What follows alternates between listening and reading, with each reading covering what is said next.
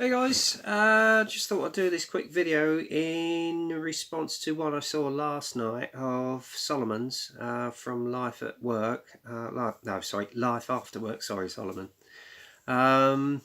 whereby someone's actually sort of asked in the community, in the event of a fire, what would you do, what 5 kits would you save, to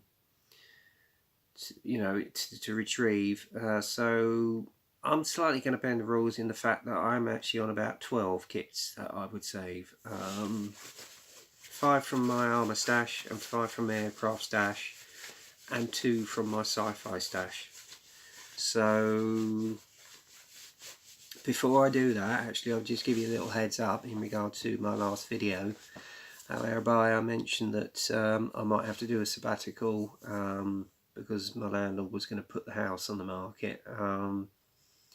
He's now reversed that decision for the time being, because the housing market is dropping out, obviously because Brexit's coming up and people are getting a bit edgy and nervous. Personally, I don't think it's going to affect us that much, to be honest with you, and things will even out. So I think he has basically decided to leave it until a year's time to see how the market is. So you've got me around for a little while longer yet. The other issue was as regards my connected Facebook page to this channel that had been hacked. Well, that's resolved now, thankfully. After I reported it to Facebook, it took about nearly a week, but I can now basically post any videos onto it, anything of interest to you that I've come across online. Excuse me, bit of a dry throat. If you excuse me, I'm just going to have a quick drink. Lubricate my logo. So there you go. So yeah, everything's back up and running and services resumed. So you'll be seeing a few bits on that as well. So as well as my progress on my builds. So good news all round there. Now, getting back to the matter in hand, because there's no live at the bench tonight, for whatever reason, I don't know. Maybe it's a personal family issue with one of the guys. I don't know. If it is, I hope everything's okay. And the message is that those who follow it, basically, the guys are going to be back as normal next week. Okay. Something else I was going to mention, but I'm not going to because I promised a friend I wouldn't say anything, so I'm going to keep my promise. So there you go. But it's been a bit of an upsetting experience for her, so I'm not going to divulge, because I firmly believe if you promise someone that you would keep a confidence, you keep it that way. So there you go.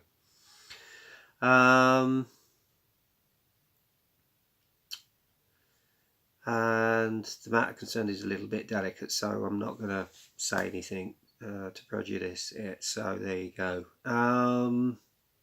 Yeah, anyway, getting back to the matter at hand. In regards to the kits you would save, 12 I would. As I say, 5 from my armour stash, and 5 from my aircraft stash, and 2 from my sci-fi stash. Basically, the first 2 I would save from a sci-fi stash would be this one, which is Bandai's AT-AT, and I have seen various people build it, including Lindsay of Flory Models.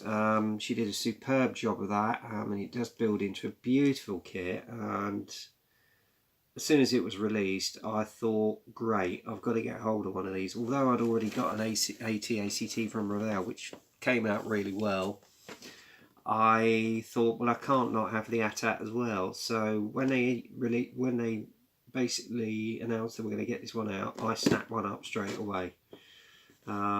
Detail on it is fantastic. Everything is movable, including the limbs and the head and the guns and whatever. It's beautiful, it really is. And the weathering on this is something I'm particularly looking forward to doing. Second one out of my sci-fi stash was one which was released by Bandai, well, about 2-3 years ago. and it's their 1144th Millennium Falcon from the what's the film? The Force Awakens, which was the first of the new trilogy. Again, the level of detail on this is just fantastic on the kit itself. I mean, you can see it all with weathering possibilities as it's built up on the back here, which does look absolutely awesome. Comes with its own base as well. And I actually managed to obtain a lighting kit to go with it, so I thought that would actually have a go at lighting one of these up. It's all good experience, you know. So when I'm going to get around to it, I don't know. I was planning on getting it done by the end of this year, but life got in the way, etc. The old store closed down, you name it, it happened, so I never got around to building this as planned. But that might be one for next year, possibly, I don't know. Anyway, next one up is my armours. Now the ones I'd say with my armour, first one off would be the AFV Cal Shot from 1973 Yom Kippur War Centurion. I've seen a build of this on YouTube, which I think was from my friend Mike Cohen about 1 or 2 years ago, and it does look a lovely kit. Now I have actually got the ordinary Tamiya reissued Mark V, but this alongside it will look really nice. I don't know what it is, there's something about Israeli armour, it really is fascinating. But yeah, I think this is going to build into a beautiful kit. I mean, there are plenty of companies out there where you can get the storage sets for it as well. So that's one maybe for next year. Next one up, as you all know, I'm a bit of a Tiger fan. And this is a particular Tiger I was very pleased to get hold of because it's getting rarer and rarer. Now, whether Dragon reissued this one or not, I don't know, because they are starting to reissue some of their old kits. But this one is the original issue of the King Tiger Porsche turret with Zimmerit, and the kit number on that one is 6302. Now it's getting rarer and rarer to get hold of, but I just love this colour scheme, and it's just something about the Porsche turret. And as you know, I went to Tankfest last year and was at the Tiger exhibition. Oh, incidentally, they were going to finish the exhibition this October. They've decided to go in for another year with it, so that's good news. Alright, because it's been extremely popular. So there you go. So that's that one. Next one is a very rare Tiger one, which I was very lucky to get hold of about 3 years ago. I saw it built by Mike Cohen, and it was this one. It's the Cyber Hobby mid-production Tiger one of Otto Karis's Battle of Malinovka. Now, believe it or not, this was from a modeller who was actually selling his stash up because he'd be giving the hobby up, and he sold this one to me for £75. Normally, these on the open market, if you can get hold of one, are about £350. I've seen it as ridiculous prices as that. So I was very lucky to get hold of this, and it does look a lovely kit, particularly with a molded on Zimmerit as well. So yeah, because at the moment what I'd like to do, I'm actually reading, well still, I haven't picked it up in ages for a while, but I must get back to it, is the Tigers in the Mud, which is his own first-hand experiences about his service career throughout the war. Otto sadly is no longer with us. I think he died about 18 months ago, but it's damn good reading, and it's in his own words. Another one which was very rare, and it was their DX07 series, which they released out in the States some while ago, and I'm very glad I got hold of this. But this was one of two from a particular Tiger race, Alfred Kurtzmal, and this was his late production Tiger 1. Excuse me. This is also a very rare kit. Now they did one of two of his vehicles. They did this and his King Tiger. Now his King Tiger has since been reissued in other kits of Dragons and Cyber Hobbies, one of which I've got, which does unfortunately not come with the actual extras, but I'm going to see if I can get some aftermarket decals and do it in his KT. But again, lovely kit, nice level of detail on it. It doesn't come with the Zimmerit though, guys. you'd have to get that second hand in the aftermarket field. But up to Dragon's usual fantastic standard. And again, I'm very, very glad I got hold of this. Now, another one which has been reissued by Dragon, but this one was the original release, and before they did really release it, was going for ridiculous prices. Now, I know Sebastian Schuf was very lucky to snap one up very cheaply, and he's built one. It's again Dragon's 6253 3-in-1 late production Tiger. Now this is the original issue with the Dragon card and the metal barrel and all the goodies in it, including etched brass epaulets for Michael Whitman's figure, which comes in with this because you can mould it. You can model this as his last Tiger as well. I personally will be doing it as the Tiger that he drove in at Villers-Bocage, the Battle of Villers-Bocage, whereby he took out, I think, 4 Cromwells and various armour carriers in the space of 15 minutes with just one Tiger. Yeah, and which is illustrated on the box depiction here.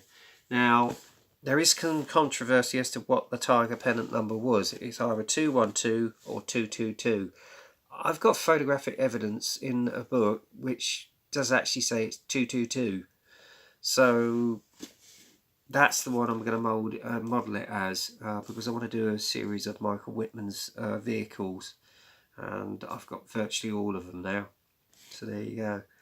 But this one is for some build some way off, because I really treasure this, and I only got this for 65. Yeah, 65. So I was very, very lucky indeed. So that's the armour ones done. And my sci-fi, which I'm going to move over there. Now the aircraft one. First one I would save is this one. Revell's Mosquito 148th B Mark IV. This one in this particular colour scheme is no longer in production, although it's been reissued with the ordinary overall green colour scheme, I think. But I saw this online and I bid for it and I snapped it up. I mean, the Mozzie has always been a particular favourite of mine. If anything, I would say it was the Tornado of its time in the Second World War. Could fly very high and extremely fast. I mean, it was well known for the Amiens breakout raid where they all went and bombed the actual Gestapo prison. Managed to get some people to escape. I think that was around about 1943. I don't know. But I just like the colour scheme on this, and by the looks of the detail in this kit, which you can see on the side of the box here, it looks awesome. I haven't actually got around to doing an in-box review. I probably will do at some stage, but it's going to make for a lovely, lovely subject.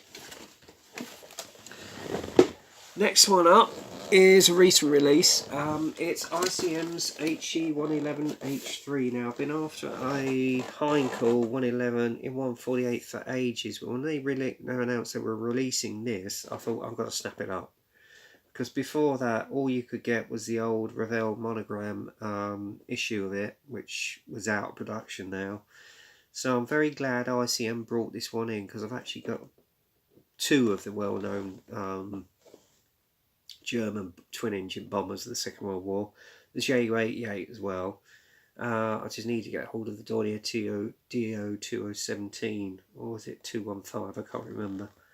But again, the detail on this looks fantastic, especially on the bomb bay and the interior, and it's quite a sizable aircraft when it's built as well too. So there you go.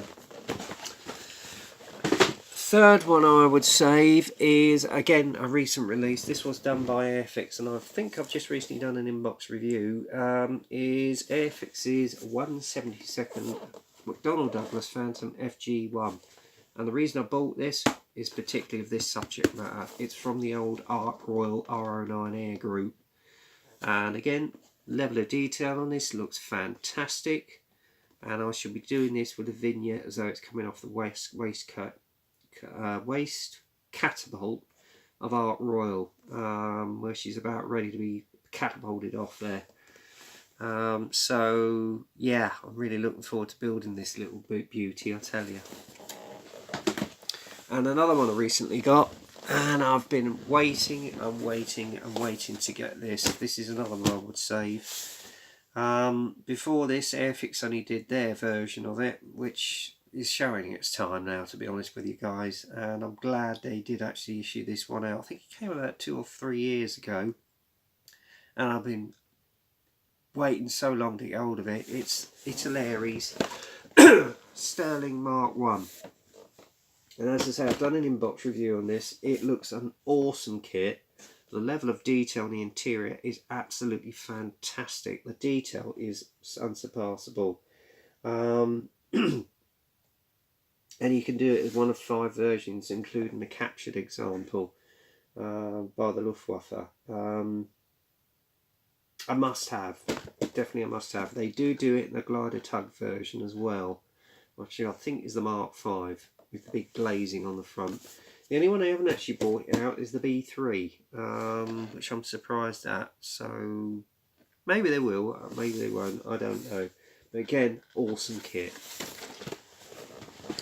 And the very last one which I would save, and this is one that is extremely rare. In fact, it's out of production now, and Airfix only sort of released it for a limited while, and when they came out they just sold it off immediately. It's an aircraft with a very sad history, but a very beautiful looking aircraft, and if it had gone into service, my God, we would have packed a punch. We would have been the world beaters in aviation. It was designed as a replacement for the Canberra bomber, but during the process of its development there was a lot of politics involved. The costs went over the top, and I think it was the politics that actually killed this project, sadly. Now, Maggie was possibly going to revive the project in 1981, but again, with the cost of trying to get the airframes back into the air, it was going to cost too much, so it was shelved. And I, for one, think it's a great pity. It is, of course, Airfix's 148th TSR2. Had it gone into service, it would have been known as the BAC Eagle. It's an immensely big kit, as a lot of people have actually built them as what-ifs at various shows, and I've seen them and they're impressive.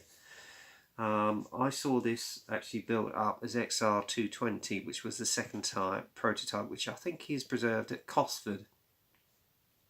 And it was having its engine runs a day before its maiden flight, which was due the day after the cancellation was announced. Yeah, great shame. And it's a very sad story. If you don't know about it, there is a documentary on YouTube about the TSR2, so look it up. I think it's a great shame, because a lot of short-sighted men were determined to get this thing never to went to service. As I say, if it had have, we would have been the world beaters in aviation. But there you go. And this was kindly bought for me by my brother and his partner as a birthday present some years ago, and it was shortly after they stopped producing them. Now, what I've been doing is basically building up all the aftermarket for it, because at some stage I'm going to build this beauty. So there you go. So basically, guys, that's what I would save for my stash, my 12 kits. So there you go. Anyway, I'm going to get an early night, because I'm going to the Farnborough IPMS Model Fest show tomorrow at the International King's International College down in Camberley and Surrey at Watchet Lane. I will be doing some photos, taking some photos of the show, and then what I'll do is I'll post them up on my page. Okay, there you go. Anyway, I've waffled on enough now. As I say, service is resumed as regards my channel and as regards my Facebook page, so happy days and cool beans. So there you go. Anyway, until the next time, guys, get kit crazy, happy modelling, and I'll speak to you soon. And by the way, excuse the attire, I've not long got in from work, so, you know, I thought I'd do it off the cuff, as it were. Anyway, have a great weekend, guys, and I'll speak to you soon. Take care.